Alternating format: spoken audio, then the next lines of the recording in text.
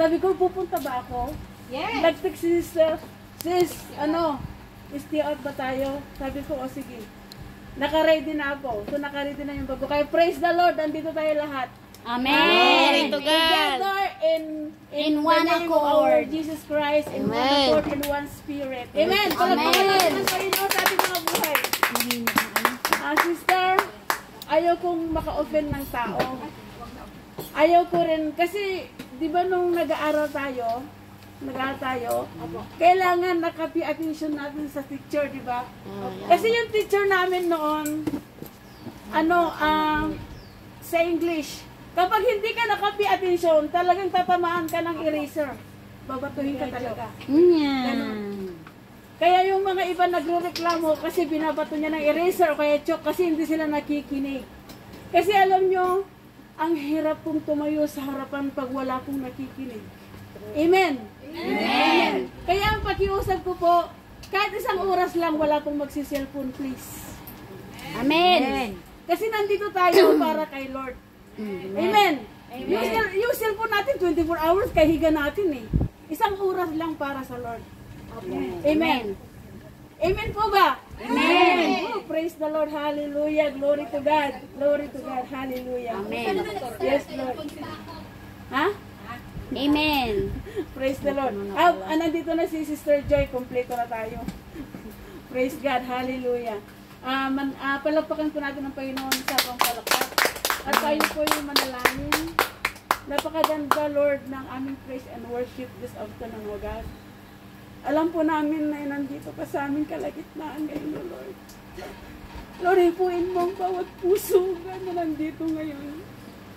Nang bawat salita mo, Panginoon, na mabibigkas ng aking labi. Hayaan mong ikaw ang mapapurihan. Ikaw ang manguna. Ano man po, Panginoon, ang aking bibigkasin sa araw na ito. Ikaw ang manguna sa aking buhay. Ilagay mo lang po ako ugad sa iyong likuran. At ikaw ang manguna sa aking buhay, O Lord. Lord, hipuin mo ang bawat puso.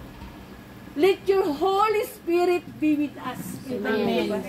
Because you said to your word, one or two gather in your name, you are in the midst of us. Lord, hindi lang isa o dalawa kami dito. Napakarami namin, O Lord. Hallelujah. Kaya't alam ko, God, na you are here in the midst of us. Maraming po salamat. Holy Spirit, you are welcome. Itouch mo ang bawat kaluluwa na nandito ngayon, O God. At hayaan mo na habang nakikinig kami na yung salita, hayaan mo, Panginoon, na hindi lang namin itong papakinggan, kung hindi, Panginoon, ito ay itatanim mo sa aming mga puso. At kapag naitanim mo pa sa puso namin, ito'y didiligan mo hanggang yumabong ugad at makikita sa bawat buhay ng bawat isa. Dahil yon ang gusto mo, Panginoon. Kaya mo kami tinawag dahil may purpose kami sa bawat isa po sa amin. Wala po, Panginoon, na bawat isang tinawag ng Diyos ay wala pong kagamitan, kundi, Panginoon, may gamit po ang bawat isa na tinawag mo, Panginoon. Kaya't, Lord, hallelujah, ikaw ang manguna, ikaw, Panginoon, ang tumabi sa bawat isa. Silyuhan mo ang bawat salita mo, Panginoon, na ikaw ang magsasabi sa hapon na ito, O God. Maraming pong salamat. You, Holy Spirit, you are welcome. And we give you all the glory, honor, and thanksgiving. This I pray in Jesus' name. Amen. Amen. Hallelujah. Buksan po natin ang ating pong mga Biblia. Kung meron po tayong Bible, buksan po natin. Ang text po natin ay sa Corinthians 12:12. 1 Corinthians 12:12. Basahin po natin.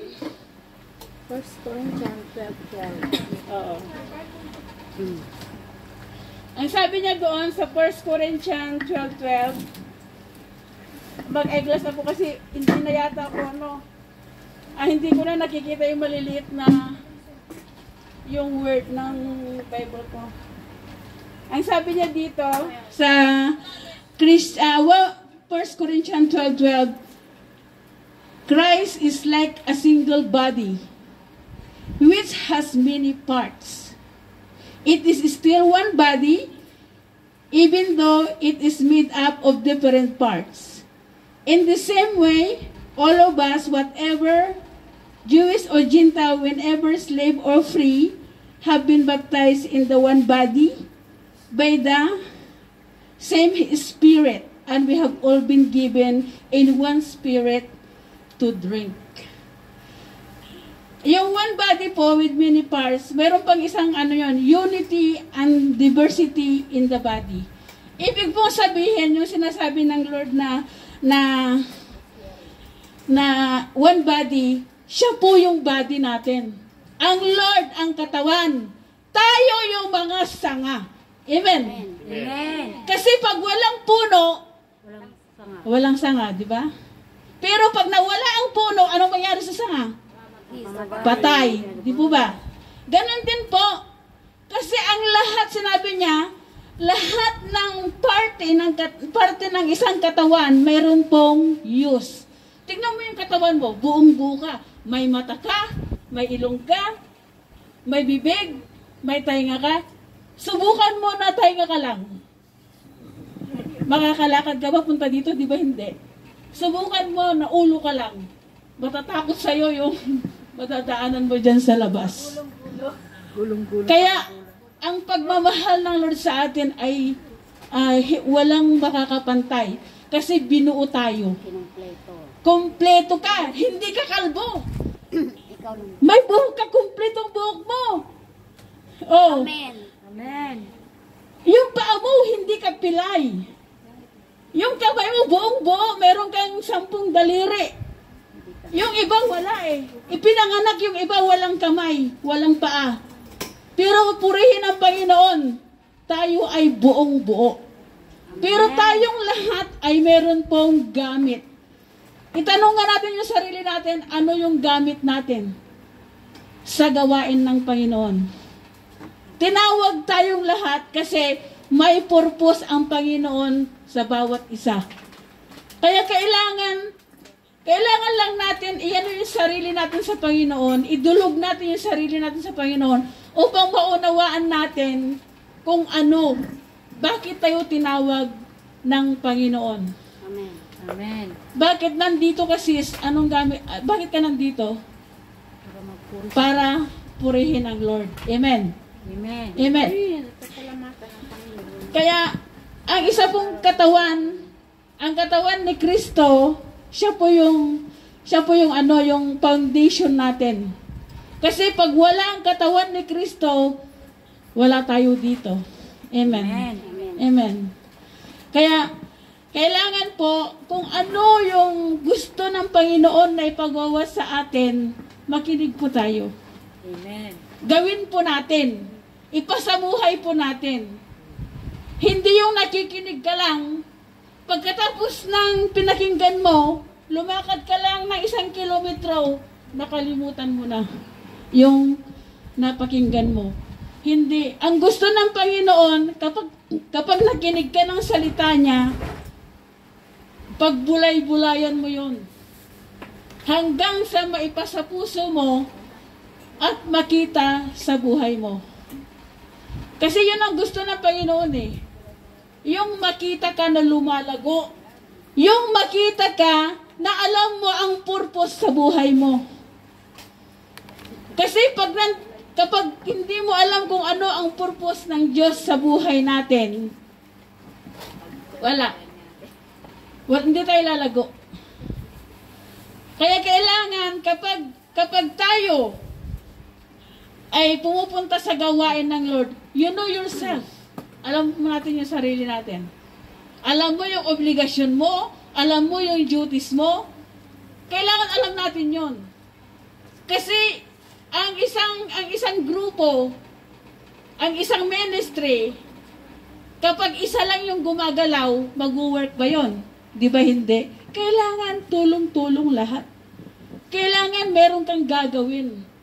Pag ginawa mo yon, kailangan gawin mo with love. Amen. Kasi kapag gagawin mo yan, masakit naman yung kalooban mo na, huwag mo nang gagawin. God will not bless you. God will not bless you. Kahit hindi mo sabihin na ginawa mo yon, pero nakita ang Panginoon yung puso mo, ibibless ka niya. Hayaan mong yung Diyos lang ang makakita sa yung ginagawa mong maganda para sa Kanya. Amen. Amen. Huwag yung tao. Purihin ka ng tao, yung Diyos, hindi naman wala kang blessing. Kaya hayaan mo ang Lord ang makakita sa iyo kung ano yung ginagawa mong maganda para sa Kanya. Amen. Para sa ganon, alam mo, habang tayo ay lumalapit sa Panginoon step by step, kasi ang Panginoon, ano naman siya, very patient naman siya. Mapasensya siya sa atin. Kasi pag walang pasensya ang Lord, paano tayo maliligtas, di ba? Wala. Kaya kailangan na mamuhay tayo ayon sa kalooban ng Panginoon.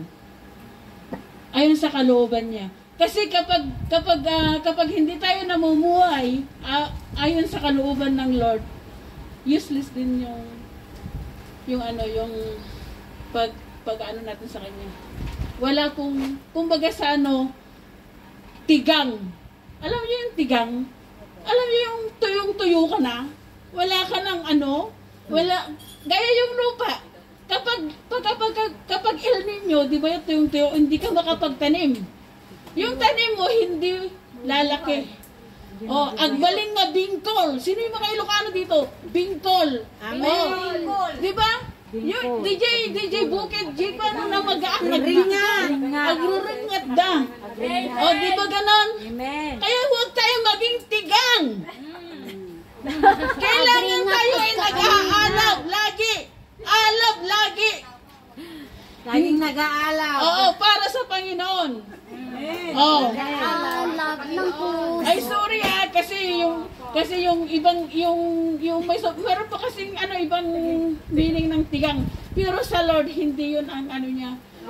Yes. Amen. Kasi ayaw niya maging tigang tayo, ayaw niya maging tuyo yung buhay natin. Kailangan malago. Tulad ng Para sa ganon, magamit niya tayo ayon sa kanyang kalooban. Amen! Palakpakan natin ng Panginoon. Praise the Lord. Hallelujah. Kaya po, sabi niya dito, kapag yung mata mo ay nawala, baka punta ka dito? Baka kalabas ka sa bahay nyo? Hindi po. Hindi, di ba? Kung wala kang dalawang paa, hindi rin, hindi ka makalakad. Kung wala kang kamay, makakasulat ka ba? Wala, di ba? Paano kung katawan lang, walang ulo? Wala na. Aswang. Tapos sa gitna ka ng dilim. Aswang na yun. Maganda bang tignan, di ba? Hindi. Amen. Di ba? Hindi. Kalahati lang yung katawan maglalakad dyan. Hindi ka magandang tignan. Nilo dyan si Binterio. Pero buong buo tayong ginawa ng Diyos. Buong buo. Amen. Kasi tayong lahat, walang pangit, walang maganda. Kasi ang Panginoon ginawa niya tayo ayon sa kanyang wangis. Amen. Huwag mo sasabihin na, uy, ang pangit mo, dahil minsan ang Panginoon pangit din. Kasi sinabi mo huwag. Kasi, minsan kasi, tayo kasi minsan, masyado tayong, sa mga itsura natin. Alam niyo yung mga incheck. Yung mga incheck kasi, hindi sila nag-aanuhan na, huy, si ganito ganyan. Hindi. Hindi talaga. Hindi. Alam niyo, ang naririnig ko lang na ganun, sorry mga Pilipino lang. True. True na true. Hindi chismis to Hindi marites. Totoo. Naglalakad pala yung isang tao, pag ganyan yung paglakad niya, sabihin niya, tignan mo yung paglakad niya sakang. Di ba? Yung mata mo, makasalanan na yung mata mo. Di ba? Kaya sabi ng Lord, kung ang isang parte ng katawan mo ay makasalanan, alisin mo yan at itapon mo sa dagat. Kasi wala nang use. Wala nang saysay. Kaya lahat ng parte ng katawan natin, gamitin natin ayon sa kalooban ng Lord. Amen. Mismo. Kaya, napakasarap po. Kung pagbulay-bulayan mo ang salita, ang Panginoon hindi nagkakamali. He is perfect God.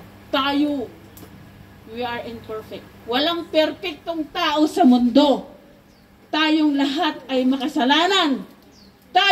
Alam nyo, minsan, kapag meron akong naririnig ng mga Pilipina, na yung kaibigan nila ay chinichismis nila, parang sabi ko, bakit naman to kaibigan nila ay chinichismis nila? Nakikita nila yung, pinupuna nila yung kaibigan niya, pero yung sarili mo, hindi mo makita. Diba? Tignan mo muna yung sarili mo, bago mo punain yung kapwa mo. Amen. Amen. Kasi kagigising mo sa umaga, ay may muta ka. Ikaw, mas malaki pala yung muta mo, di ba? Di ba? Kaya kailangan, kahit anong po nakita natin sa ating mga kapwa, huwag po tayong maging, nauyaw sa isa Ilocano. Ano yung sa Pintas. Pintasera, huwag tayong pintasera. Kasi pag pinipintasan mo yung kapwa mo, pinipintasan mo rin ang Panginoon. Kasi ang Panginoon, nililang niya tayong lahat eh. Wala siyang iniba. Lahat ng mga bagay sa mundo, ang Panginoon ang may gawa. Kaya kailangan, wag po nating huhusgahan yung kapwa nating tao. Mahalin po natin siya. At kung ano man yung pagkakamali niya, anong gagawin natin? Correct. Tatama, itutuwid. Kailangan, pwede mo naman siyang kausapin eh. Sis, alam mo, ayaw ko yung ginawa mong ganito, di ba? Huwag mong tatalakan. Kasi nakakahiya, di ba? Lalo na pag may mga tao, tatalakan mo yung hey, gagawin ka, di ba? Pinatulpo po. Kaya nga kapag meron kang ayaw sa kaibigan mo, sa ka-sister mo, or whatever, kausapin mo siya ng mahinahon. Yung kayong dalawa lang. Alam nyo, ang sarap ayusin ang isang bagay kung ang boses mo ay malumanay at humble. Pero kapag ikaw ay mas galit pa sa galit, talagang wala. Magigirahan talaga kayo. Ano ba yung sinabi nila? Gira patani? Yes. Oh, yung ganon. Maghahalo ang balat sa tinalupan, yung mga ganon, di ba? Hindi dapat ganon. Kung may pagkakamali yung isa, huwag mo siyang i-chismis. Approachin mo siya. Sis, mag-usap tayo. Alam ko na may pagkakamali ako. Sorry. Yung ganon. Di ba ang sarap? Di ba ang sarap pakinggan ng mga magkakaibigan, magkakasister na nag-uusap sa magandang usapan, di ba? At walang kinikim-kim na sama ng loob sa puso. Kasi ang Panginoon ayaw niya na may kinikim-kim kang sama ng loob. Amen. Pwede mong i-open. Be open. Kasi ginawa ng puso natin sa Diyos, pag wala kang puso, paano ka hihinga? Di ba? Di ba? Ano yung ang Panginoon laging nakatingin sa puso natin. Diyos. Alam ng Diyos kung ano yung nasa isip natin. Alam din ng kalaban kung ano yung nasa isip mo. Pero, hindi niya alam kung ano yung nasa puso mo. Only God knows what is inside your heart. Amen. Amen. Kaya kailangan po para hindi masayang yung pagpunta natin dito, every praise and worship, every God's Day, kailangan po unahin natin ang Panginoon. Siya yung ipapanguna mo sa buhay mo. Kaya siya yung cellphone natin, 24 hours, nakatabi mo yan sa higaan mo, hindi na aalis, di ba? Kung yung isang oras lang, kung isang araw na ibibigay mo sa Lord, in 7 days na ginawa niya sa isang linggo, isa lang yung hinihiling ng Panginoon para sa atin. Di ba? Alam nyo, kung hindi lang ako, inano ng amo ko na mag-work ako sa nanay niya, dito ako sa Sunday. Pero amo ko siya eh. Hindi ako makahindi. Pero I'm trying my best na gusto kong sumali talaga na sa gawain ng every Sunday. Kaya sabi ko nga kay Pastor, punta ako ng statutory holiday. Kahit statutory holiday na lang. Kasi binibigay naman lahat sa akin yung statutory holiday. Sabi ko, alam nyo po kung pag-aaralan nyo salita ng Lord, napakaganda po. Tsaka, pag inuna mo sa buhay mo ang Panginoon, wala ka nang hahanapin pa. Kung may boyfriend ka, kung may asawa ka, or whatever, wag na wag mong kakalimutan ng Panginoon na ilagay sa kaligitnaan nyo upang ang relasyon nyo ay lalong maging kapagmahal, lalong maging sweet kayong dalawa kapag ang Diyos ay pumalagit na sa yung relasyon. Ganon. Kasi po yung kami mag-asawa, yung asawa ko, ito ipatotoo ko para lahat tayo ay hindi tayo perfect sa marriage natin. Amen. Amen. Sino ang perfect dito ng marriage? Marriage life. Wala, di ba? Kasi hindi rin kami perfect ng asawa ko eh. Alam niyo, minsan kahit hindi ko kinakausap yung asawa ko, pag hindi ko siya kinakausap, malapit na ako umuwi sa Pinas. Pagkatapos ng 2 years ako siya kakausapin. Oo. Pero alam mo, sabi niya sa akin, kahit hindi mo ako kinausap ng 1 taon, 2 taon, isa lang may papangako ko sa'yo. Hindi ako maghahanap ng kapalit mo. Totoo yun. Sana all. Sabi niya, pag inom, pagbigyan mo na ako. Pag sigarilyo, pagbigyan mo na ako. Sabi niya ganon. Pero sa pambababae, ipapangako ko sa'yo, ikaw lang, wala nang iba. Amen, amen, amen. Itagan nyo yan sa bato. Oh, ilang taon na kami marriage? We are already 24 years. 24 years na kami nung January 8. Pero ako, Oh. 24 years. Oh, 24 years na kami marriage ng asawa ko. 24 years. Kaya sabi ko sa kanya, isa lang naman yung ayaw kong gawin mo ay mambabae ka. Kapag nang babae ka, sabi ko sa kanya, mas gusto ko nang magiging single. Sabi kong ganun. Oo. Kasi yun talaga, ayaw ko talaga. Para bang hindi maganda na yung feeling mo, di ba? Para sa akin yun. Pero sabi naman, kapag ikaw ay humiwalay sa asawa mo, huwag ka nang maghanap ng boyfriend. Kasi hindi yun kalooban ng Lord. Kapag ikaw ay humiwalay sa asawa mo, isingle ka na lang forever. Huwag kang mag-aasawa ng iba. Kung single ka, okay. Walang problema. Pero kung widow ka, okay yun. Free na siya ulit eh. It's up to you to choose. Oh. It's up to you to choose talaga. Alam niyo, marami kaming problema rin ng asawa ko na pinagdaanan sa buhay. Marami kaming problemang pinagdaanan sa buhay. Oh. Nagkaroon kami ng 2 anak.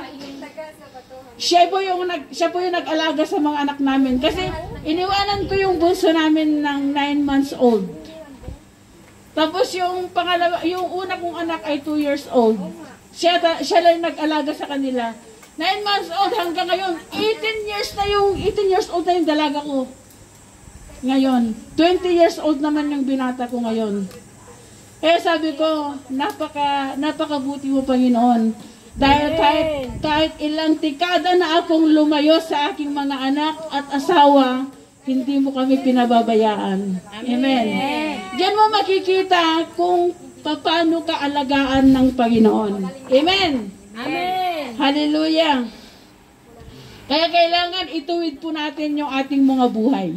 Amen. Amen. Gamitin natin ang bawat parts ng body natin para sa Panginoon. Huwag po natin gagamitin kung ano-ano pa man. Malay mo, pag ginamit po yun ng hindi maganda, inalis ng Panginoon yung mata mo. Wala na. Paano yung paa mo? Kumaliwa ka. At pag inalis na yon, o di wala na, di ba? Kaya kailangan lahat po ng ating pong part ng katawan natin, gagamitin lang natin para po sa Panginoon. Amen. Amen. Kasi hindi ka naman nilikha ng Diyos para gamitin mo sa ibang bagay eh. Sino pa ang magpupuri sa Panginoon kundi tayong nilikha niya? Amen. Kailangan naman lalagyan niya ng mata ng bahay na yan para lang mag-praise sa Panginoon. Di ba? Tapos pagsasalita niya yung bato para lang mag-praise sa Lord. Inilikha nga tayong mga tao para mag-praise sa Kanya. Amen. Amen. Oh. Kaya kailangan po, yung boses po natin, kasi ito marami ditong mga singers, mga kumakanta.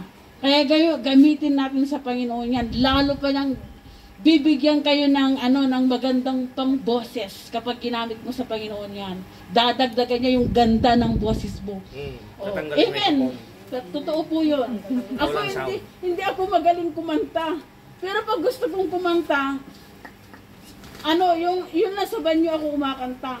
Kasi Banyo queen. Ay, echo. Banyo queen. Kasi tago, ate. oo. Saka nag-echo. Hindi nila ako nakikita kung sino kumakanta sa banyo, hindi ba? Patapos na tayo sa... May natutuhan po ba tayo? Amen! Amen. Ngayon, punta po tayo sa... Kasi napag-usapan na natin yung body of Christ. Ay yung part of the body natin. Na ito ay para sa Lord. Amen.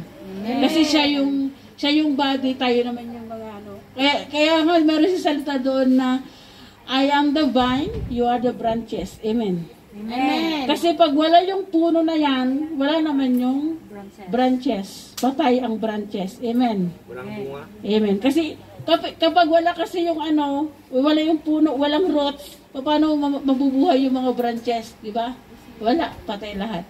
So punta naman tayo sa 1 Corinthians 13:4. Sabi niya doon, love is patient, love is kind. It does not envy, it does not boast, it does not proud, is that not dishonor others. It does not self-seeking, it does not easy angered. It keeps no record of wrongs. Love does not delight in evil, but rejoices with the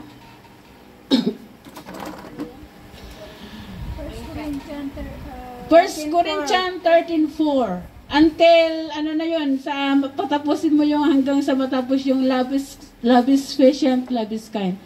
Sino po yung may pasensya sa atin dito? Amen. Amen. Hanggang kailan yung pasensya natin? Kapos, di ba?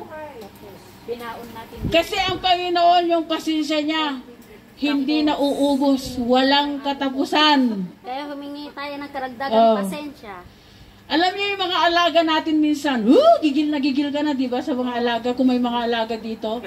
Di ba? Minsan malagamit ko ng ganunin eh. Pero may self-control tayo. Kasi sabi nga dito, have self-control. Masasabi mo lang pero hindi mo magawa. Oo. Pero hindi mo kasi baka mahabla ka. Mahuhulong ka pa. Amen. Oo. Kaya lagi po natin gagamitin yung pasensya natin. Kailangan hindi na uubos ang pasensya ng bawat isa. Kahit anong tigas ng ulo ng asawa mo, pasensyahan mo na lang. Amen. Kahit anong tigas ng alaga mo, huwag mo na lang kausapin. Pumunta ka sa kusina. Kasi yung alaga ko kasi, napapakita yun sa psychiatrist. Kasi meron siyang kunting, alam mo yung sa atin yung may bulan-bulan sa lugar. Hindi naman tiniling. Yung meron siyang may sumpong, ganon. Kaya pagka kinausap mo siya, hindi ito umimik, huwag mo na siyang kausapin. Siya mismo ang pupunta sa'yo na makikipag-usap. Sabi niya, minsan kasi kinausap ko, are you going to eat? Hindi siya umimik para wala siya narinig. Tapos pumunta siya sa kusina, auntie, yung ganon siya sa akin. Sorry. Sabi niya ganon. Kaya sabi ko, ganito pala Lord yung wisdom na ibibigay mo sa akin para hindi kami magtalo kasi 6 years old pala yung alaga ko eh. Paano mo tatalunin yung 6 years old, di ba? Kaya sabi niya ganon, sabi ko ganyan, sige, sabi ko ganyan, kakain ka na. Yes, auntie, sabi niya ganon. Sige, sabi ko ganyan. Pero nagsorry siya, siya ang nagsusorry. Kaya doon ako nagpapasalamat na Lord na kapag yung alaga mo ay matigas ang ulo, hayaan mo lang siya. Siya ang lalapit sa'yo. Huwag mo na siyang panggigigilan na gano'n. Lalo na pag may kamera, hindi mo pala alam may kamera, nakita ka na awo mo, di ba? Kasi sa bahay namin, ang kamera namin kita lahat sa bahay, sa loob. doon sa salas. Nagtutuking pa yun, ha? Oh. Pagka tinawag yung alaga ko, oh, where are you? Ganon yun. Minsan hindi ko alam na ganon yun. Narinig ko na lang. Ano yun? Sabi ko, auntie, is the camera. Sabi niya ganon. Kasi bago yung camera sa bahay. Kaya kailangan mapasensya po tayo sa asawa natin, sa mga anak natin, sa kaibigan, sa kasisteran, kung ano man yung pagkukulang niya, punuan mo na lang. Punuan natin. Kasi ganun ang Panginoon Dami natin pagkukulang kaya. Hindi na nga maisulat sa libro kung ilan yung pagkukulang natin, pero pinapasensyahan pa rin tayo ng Panginoon. Amen? Amen. Tapos doon naman tayo sa love is kind. Diba? Sino ang may kind na puso sa atin? Kasi ang kind naman marami kasi kasi yung kind yung ibig sabihin ng kind ano yun, yung kabutihang puso. Yung kabutihang puso mo sa mga kahit sinong tao. Kasi minsan kapag madungis na yung tao na nakikita mo, pinapalayas mo, amen. Ayaw mo siyang lumapit sa iyo. Pero alam mo, ang Diyos hindi namimili. Hindi namimili ang Diyos. Kahit anong itsura mo, madungis ka man, malinis ka man, tinatanggap ka ng Panginoon. Kaya magkaroon tayo ng kabutihan sa puso natin. Na kung sino man yung lumalapit sa atin, lalo na yung mga nangangailangan, bigyan naman natin kahit kunti lang. Kahit kunti lang. Pagbigyan naman natin. Alam ko na gutom na po tayo lahat, kaya malapit na. Sabi niya ganon, it does not envy. Ano ang envy? Inggit. Envy. Yeah. Iyon ang nakakasira sa relasyon ng magkaibigan. Amen. Amen. Lalo na sa magkaibigan. Amen. Inggit. Totoo po yan. Lalo na sa magkapitbahay. Kung ano yung kailangan magkaroon din ako. Diba? Kompetisyon. Ayaw niyang matalo. Gusto niya pag meron yung iba, meron din siya. Dapat hindi tayo maging ganun. Kung ano yung meron tayo, makontento tayo. Amen. Paano kung meron ka sa bahay mo, yung pala may ginagawa yung asawa mong kabalbalan sa labas, para lang mapunuan yung gusto mo. Biglang nahuli siya ng pulis. Di ba? Mas gusto mo yon? Kaya makontento tayo kung ano yung meron tayo. Amen. Amen. Huwag tayong mag-inggitan. Amen. Masama ang inggit. Lalo na kapag ang inggit ay talagang, di ba may masamang inggit? Meron din yung inggit na mabuti. Yung inggit na kapag mayroong nakita sa kanya, mag-work hard ako para makabili din ako, di ba? Ibang inggit yun.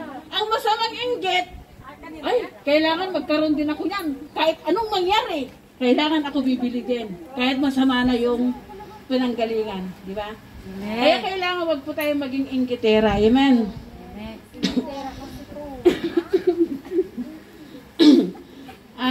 It does not proud. Ito ang ayaw ng Panginoon sa atin. Yung proud tayo. Maging proud tayo kapag yung anak mo ay may sa school. Yun. Pero kapag ikay nag-proud, dahil nga meron kang ugali na inggitera, kasi ang inggitera at saka yung proud, magkapatid yun. Kasi yung sarili mo, gusto mo, ikaw lang yung naitataas. Kailangan ikaw yung tinitingala. Di ba?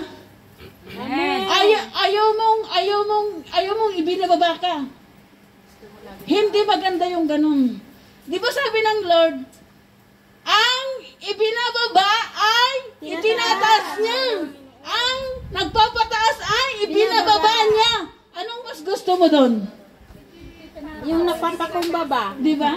Mas maganda yung humble ka lagi. Humbleness. Always humble. Para umakyat. Walk with humble in heart. Upang sa ganon, ang Panginoon mismo ang magtataas sa'yo. ang magtataas. Mahirap pag ang tao ang nagtaas sa'yo, mamaya lumagapak ka pa.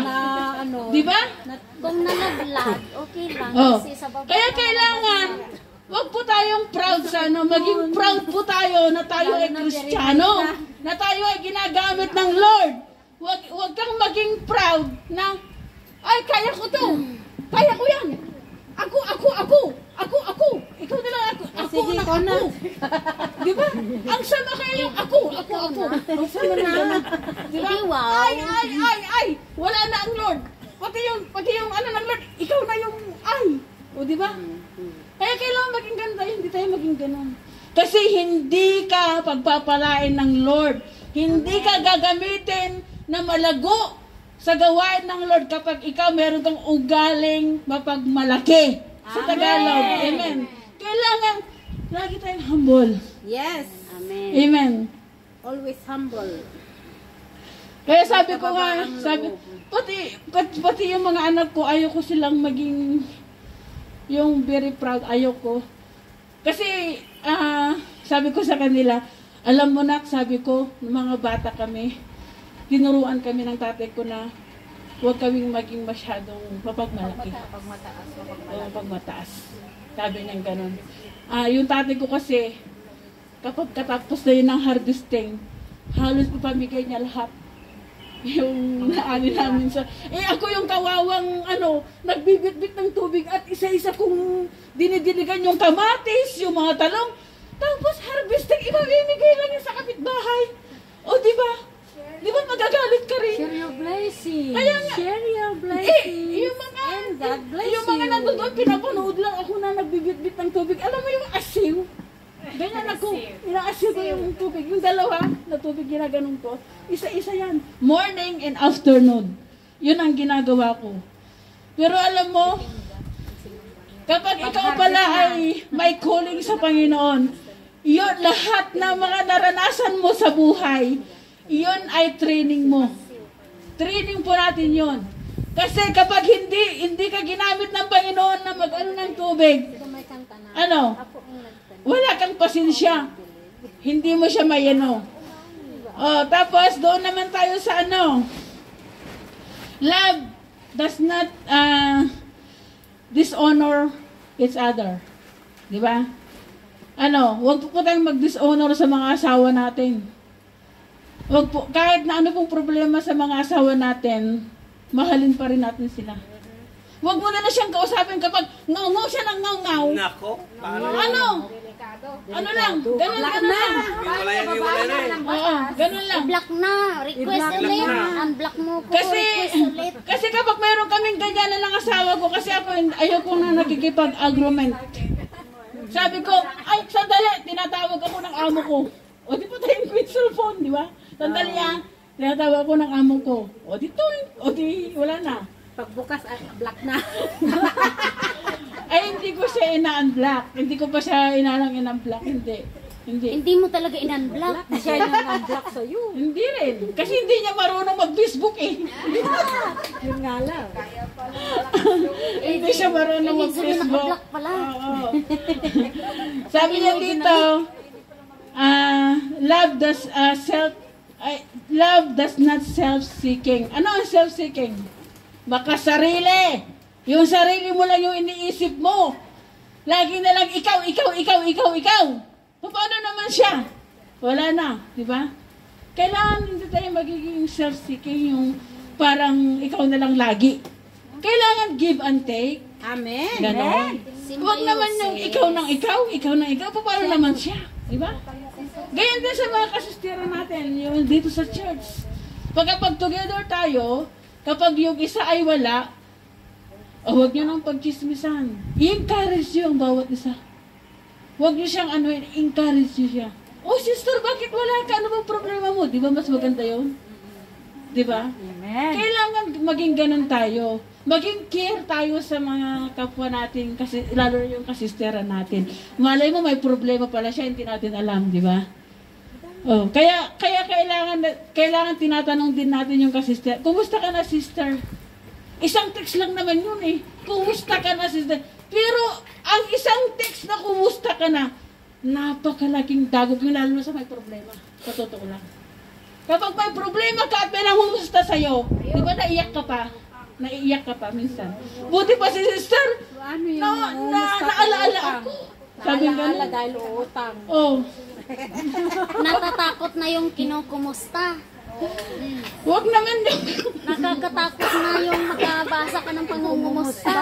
Kasi pwedeng pa Gcash. wag naman yung ganon.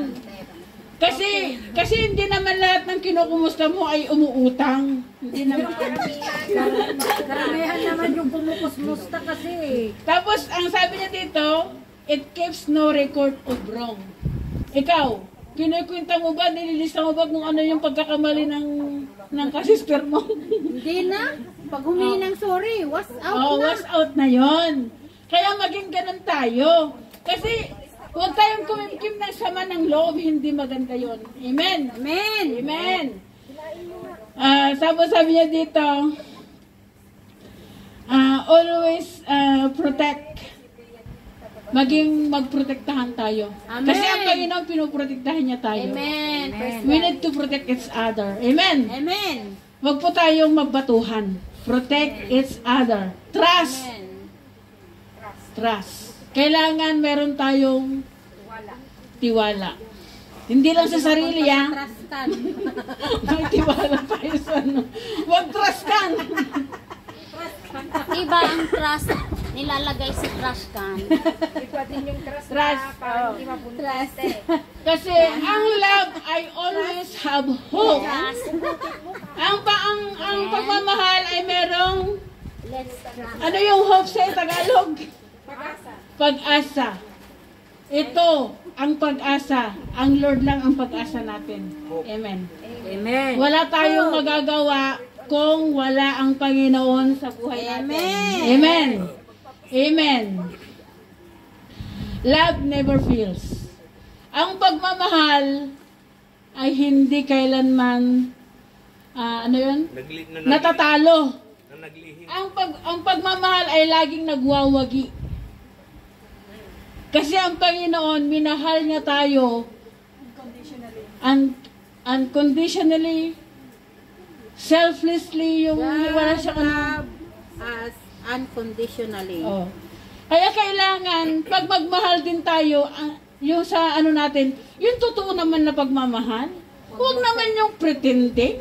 Nako, pretend. Don't be great pretender. Okay?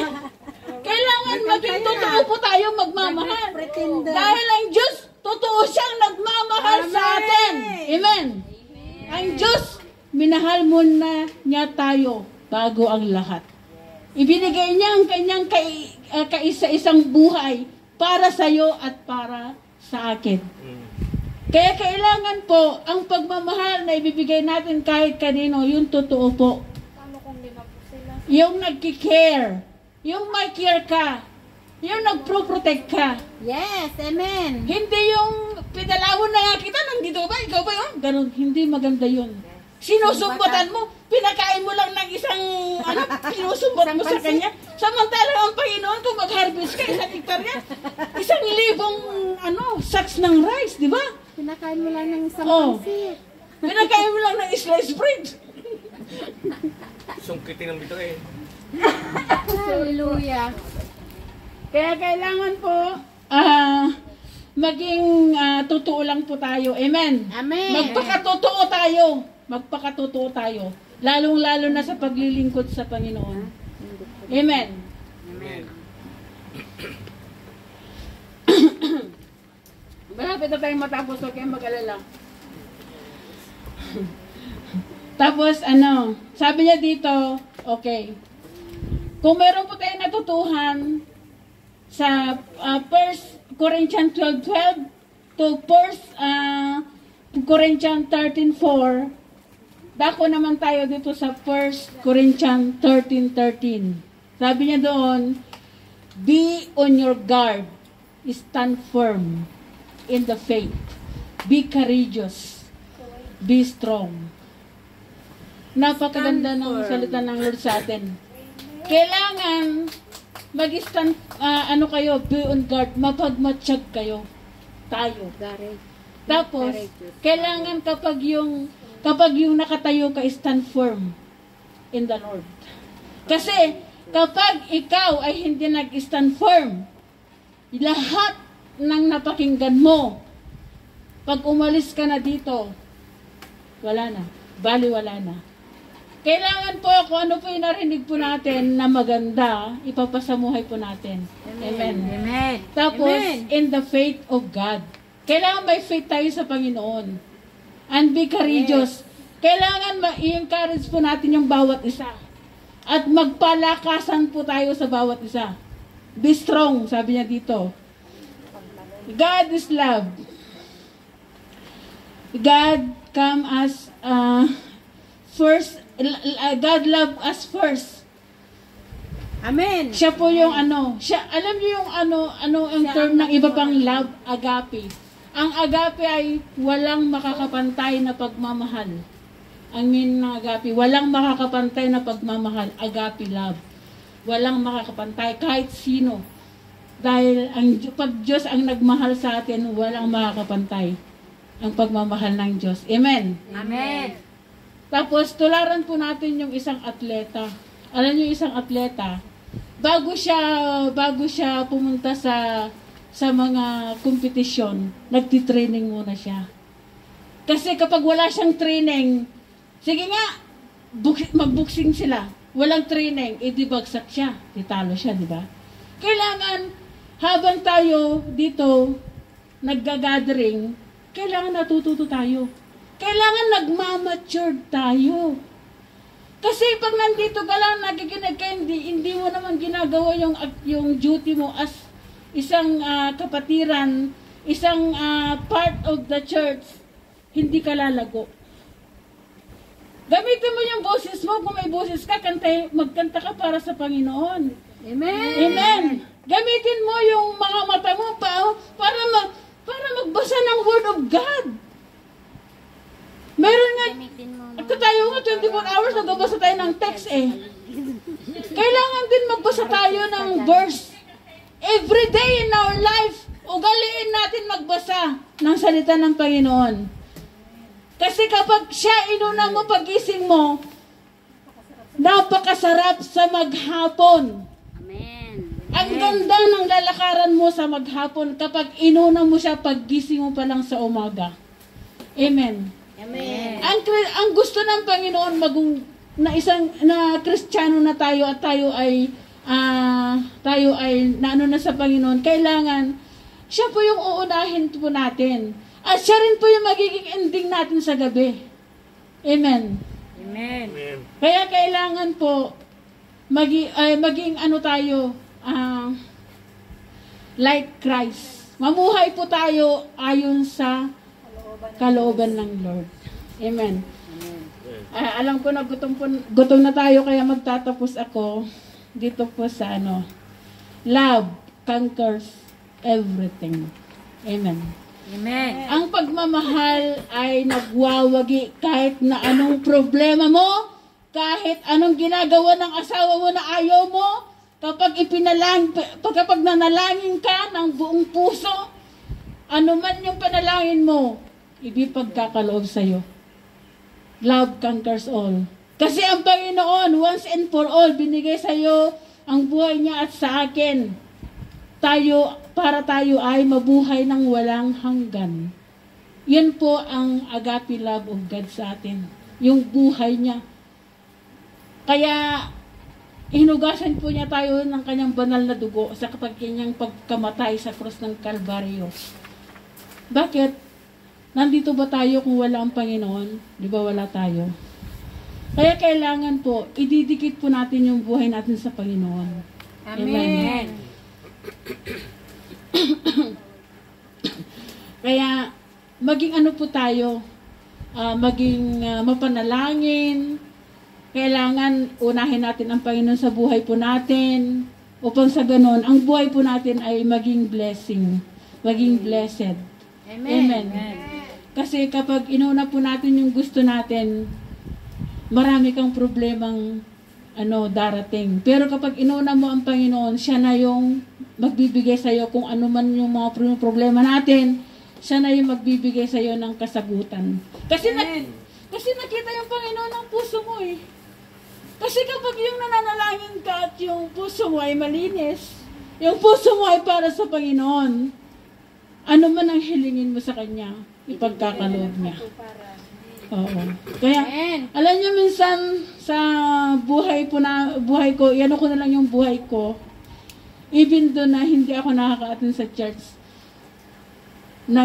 nakikinig po ako ng service. At kung ano po yung natututuhan ko doon sa kahit na nakikinig ka lang sa service, kapag yung puso mo nakita ng Panginoon, nandiyan siya sa iyo. Hindi ka niya iiwanan. Hindi ka niya pababayaan. Kahit saan ka naman na kung ang puso mo nakita ng Diyos, hindi ka niya iiwan. Amen. Kaya, love is God. Amen. Sige po, tumayo po tayong lahat. Palapakan po natin ang Panginoon.